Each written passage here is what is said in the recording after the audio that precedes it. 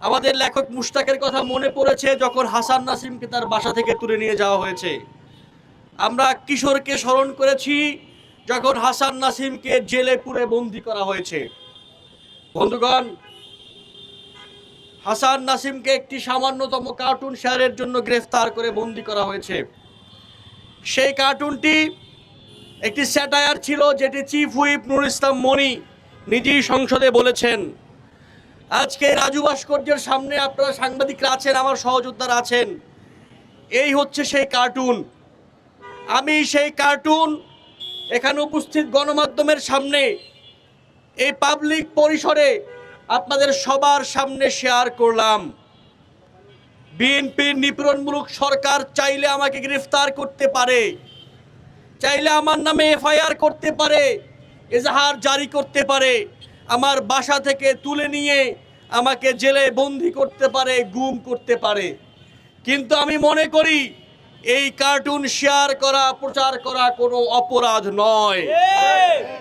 ফলত হাসান নাসিম কোনো অপরাধ করেন নাই, তাকে তুলে নিয়ে যাওয়া হয়েছে অন্যায়ভাবে। তাকে যেই ধারায় তুলে নিয়ে যাওয়া হয়েছে সেই ধারায় তুলে নেওয়ার 3 ঘন্টার মধ্যে জানানোর কথা ছিল কেন তাকে গ্রেফতার করা হয়েছে। কিন্তু আমরা দেখেছি তাকে তুলে নিয়ে যাওয়ার পরে তার ভাই সে রাতে ডিবি অফিসে গিয়ে বসা ছিলেন, তার সঙ্গে ডিবির কেউ কথা বলেননি। আমরা দেখেছি গত পরশুদিন তার জামিন শুনানি হওয়ার কথা ছিল, সেই জামিন শুনানি আটকে দেওয়া হয়েছে। আজকে কিছুক্ষণ পরে হাসান নাসিমের জামিন শুনানি হবে। আমরা স্পষ্ট দাবি করছি হাসান নাসিমকে আর আটকে রাখা যাবে না। আজকের শুনানিতেই হাসান নাসিমকে জামিন দিয়ে সসম্মানে মুক্তি দিতে হবে। নিঃশর্তভাবে হাসান নাসিমকে মুক্তি দিতে হবে। নিঃশর্তভাবে বাংলাদেশের সকল লেখক, সকল শিল্পী, সাংবাদিক, কার্টুনিস্ট, চিত্রশিল্পী সবাইকে স্বাধীনতা দিতে হবে সরকারের যে সকল পলিসি তার ব্যাপারে আলোচনা এবং সমালোচনা করবার জন্য। কোনো লেখক, শিল্পী, কার্টুনিস্টের কলমকে, তাদের কালিকে দাবায় রাখা যাবে না, আটকে রাখা যাবে না। নুরুল ইসলাম মনি বলছেন তিনি নাকি জানেন না হাসান নাসিম কেন গ্রেফতার হয়েছেন।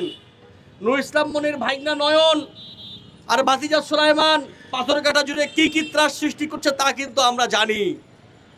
কিভাবে করে বিরোধী দলীয় রাজনীতিবিদদের ব্যবসা বাণিজ্য, দোকানপাট লুটপাট করছে নুরুল ইসলাম মনির ভাইগনা এবং ভাতিজা, সেই সকল খবর আমাদের কাছে আছে। আপনাদের নিজস্ব দলীয় আদালতে সে সকল বিচার না হলেও জনগণের আদালতে একদিন নুরুল ইসলাম মনির বিচার হবে। হাসান নাসিমকে অবৈধভাবে, অন্যায়ভাবে গ্রেফতার করে জেলে রাখার জন্য নুরুল ইসলাম মনির ভাইগনা নয়ন এবং ভাতিজা সুলাইমান পাথরঘাটায় যেভাবে করে একের পর এক বিরোধী দলীয় রাজনীতিবিদদের উপরে হামলা চালাচ্ছে, দোকানপাট দখল করছে, সে সকল অন্যায়ের বিচার একদিন জনগণ করবে। আমরা সেই দিনের দিকে এগিয়ে যাব, সেই দিনের অপেক্ষা করব। বন্ধুগণ, আমরা লেখক মুশতাকের জানাজা পড়েছি 2021 সালে। আমরা আর কোনো লেখক মুশতাক দেখতে চাই না বাংলাদেশে। যেই আইনে তাকে গ্রেফতার করা হয়েছে সেই আইনে বলা আছে যদি কাউকে কোনো চিত্রের মাধ্যমে যৌন নিপীড়ন করা হয়, কাউকে হ্যারাস করা হয়, তাহলেই কেবল গ্রেফতার করা যাবে। কিন্তু আমরা দেখলাম হাসান নাসিম যে এই কার্টুন শেয়ার করেছেন সেটা চিফ হুইপ নিজেই সংসদে বলেছেন যে 3টি হাঙর নিয়ে এসছে, 2টি তিমি আসতেছে। সে একই কথা ফুটিয়ে তোলা হয়েছে সেই কার্টুনে। কিন্তু দেখলাম হাসান নাসিমকে গ্রেফতার করা হয়েছে। মূলত এই কার্টুনের জন্য গ্রেফতার করা হয় নাই। হাসান নাসিম একজন অ্যাক্টিভিস্ট, যিনি পাথরঘাটায় চিফ হুইপ নুরুল ইসলাম মনি এবং তার লোকজনদের দ্বারা সকল সন্ত্রাসী কর্মকাণ্ড, লুটপাট চলছে তার বিরুদ্ধে ভয়েস রেজ করেছিলেন। সেজন্যই হাসান নাসিমকে গ্রেফতার করা হয়েছে। হাসান নাসিমের কণ্ঠকে রোধ করবার জন্য, হাসান নাসিম সকল সত্য কথা বলতেন সেই সকল সত্য কথাকে বন্ধ করবার জন্যই তাকে জেলে পুরে রাখা হয়েছে। আজকের জামিন শুনানির মাধ্যমে হাসান নাসিমকে মুক্তি দিতে হবে। যদি আজকে হাসান নাসিমকে মুক্তি দেওয়া না হয়, আমরা এই আন্দোলনকে তীব্র থেকে তীব্রতর করে তুলব। তার নামে যে মামলা দেওয়া হয়েছে সেই মামলা প্রত্যাহার করতে হবে। আমরা শুনতে পাচ্ছি তার নামে আরো বড় মামলা দেওয়ার চিন্তা চলছে, তার নামে আরো বড় মামলা দেওয়ার জন্য ষড়যন্ত্রের ছক কষা হচ্ছে।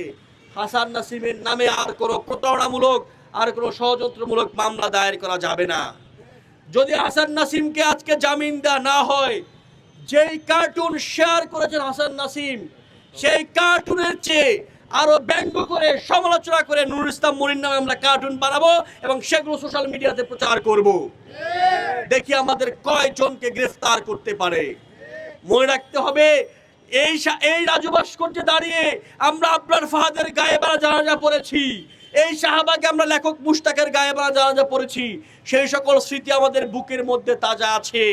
আমরা যেহেতু বাংলাদেশে আর কোনো লেখকের গায়ে বাড়া জানাজা পড়তে চাই না, ফলত হাসান নাসিমকে মুক্ত করবার মাধ্যমেই আমাদের এই লড়াই আবার নতুন করে শুরু হলো।